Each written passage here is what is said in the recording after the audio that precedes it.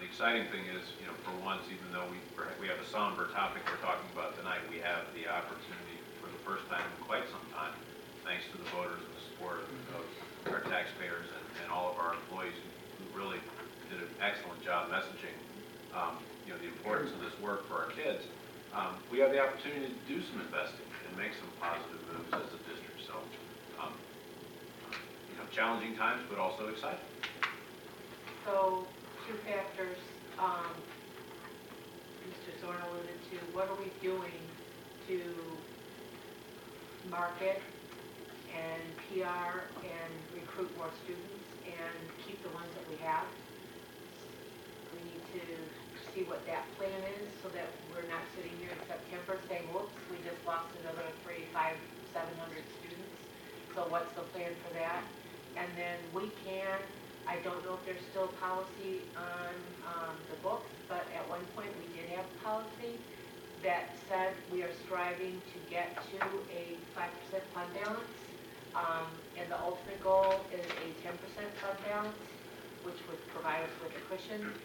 So if that's the goal, I know at that point we hadn't been in deficit, but we were looking at whenever we sold property or other things came in, that would go towards the fund balance.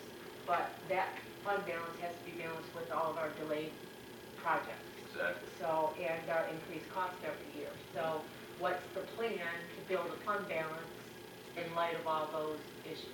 And the other thing to keep in mind is that in 5 years, you will then lose $2.4 million or $2.6 million in revenue because the enhancement millage will no longer be in effect. So that's a plan right now, and that's what has covered our deficit for this year. However, as soon as that money goes away, you've got a whole nother $2.5 million problem. So the real issue is in 5 years, when that falls off the books, obviously the district should no longer be relying on that to plug any financial hole. Right. And that it's a windfall at that time only and not a need or a necessity to fill a need. And so that's a 5-year turnaround. And unfortunately, with the state of education and the state financial situation being so up in the air all the time, we don't have a crystal ball to say, yes, funds are going to be added to the general budget for districts, or we don't know what those predictions are going to be over 5 years. We don't know what the federal There's so education much, system's yeah, going to look of like course. either. We don't. And, So, and there's so much change afoot. I know, Penny, you're going later this week to MAS or MSBO for Correct. some initial forecasting for next year's budget, but you bring up an excellent point at the federal level, a lot of unknowns. so we just staying afloat is what we've been doing, but we really need to somehow figure out a way to start being proactive in our financial aspect.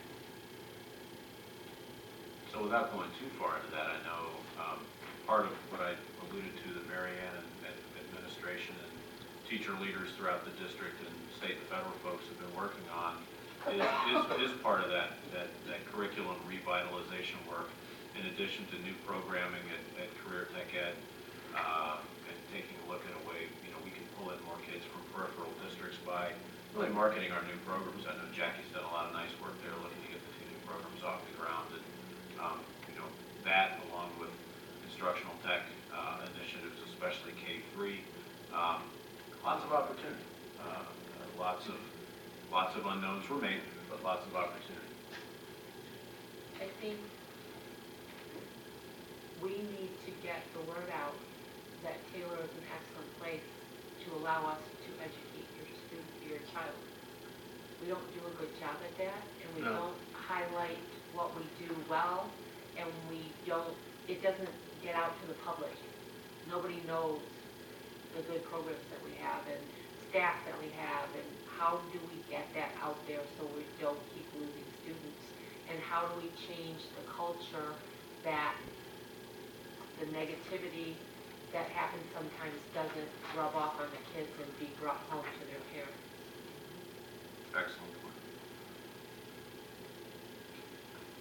That's the only way we're gonna turn this around. If we're not gonna bring in more students and have programs that parents see as valuable, we're gonna continue to lose students, and we may as well close the doors today. Let's not go through the work. It's a people business. It's a people business.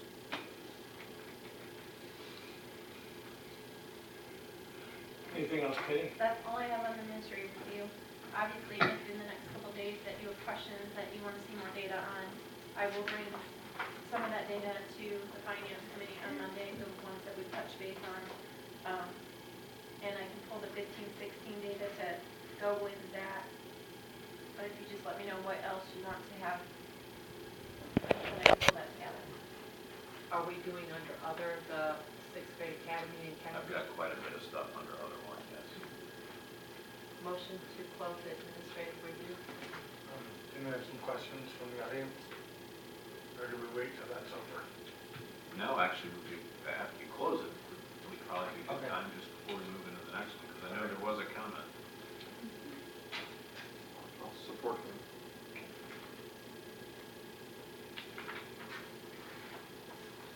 Motion, Ms. Delaney, supported by Zorn. Any questions?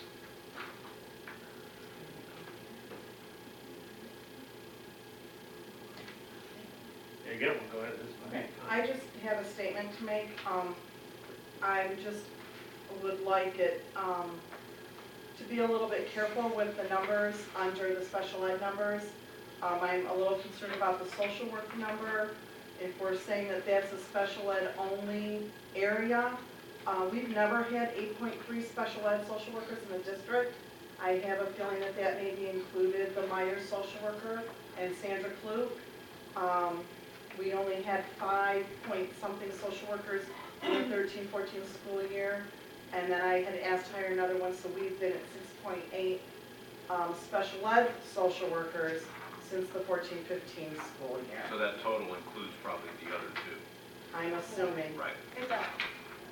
So, but it, and I just wanted to make that, let that be known, because it, you know, it's grouped with special ed, but that is not a special ed number. Okay.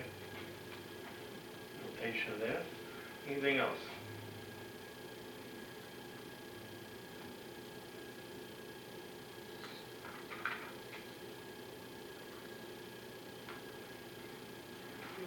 Good. All right. Motion, Ms. Delaney, support Ms. Zorn. All in favor, say aye. Aye. Opposed, same sign. Motion passes 6-0. Next item.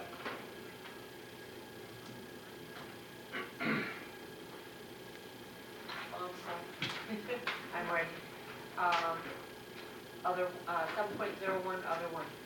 Well, anybody, other one? I have, Okay, sir. fortunately or unfortunately, 4 things under other one. Some of them are really quick, like this one. This is not one we're really going to talk about. I'm just passing this around more as an FYI to everybody. This is the latest, greatest Tri-County Alliance Quick Guide to Educational Legislation. It's 4+ pages, front and back. It's every bill that was plowed through and either voted on or tabled through lame duck. Some of these are hot button issues. I've gone through the list and starred them. The ones that either take immediate effect on the district. Some things deal with SRO schools, some things deal with fund balances and so forth. So again, we're not going to go through this because this is more for your FYI only, but it's a nice, quick, one-shot kind of update, you know, for the board to have, and you know, we can talk about any and all those things down the road. The next 3 things I have, or really there are 4, kind of related. I'm going to start with some things that are maybe a refresher for our new board members, as well as a refresher for Mary Ann and me, because we weren't here at this time. But I'm going to pass out the task force recommendations that came out of the task force work that took place. And then I'm going to tie that into some information I'd like to share about Kennedy, SGA, and then a quick TVLA discussion. And so let me start by passing out. Revitalization task force. Correct. So the revitalization task force is now coming around.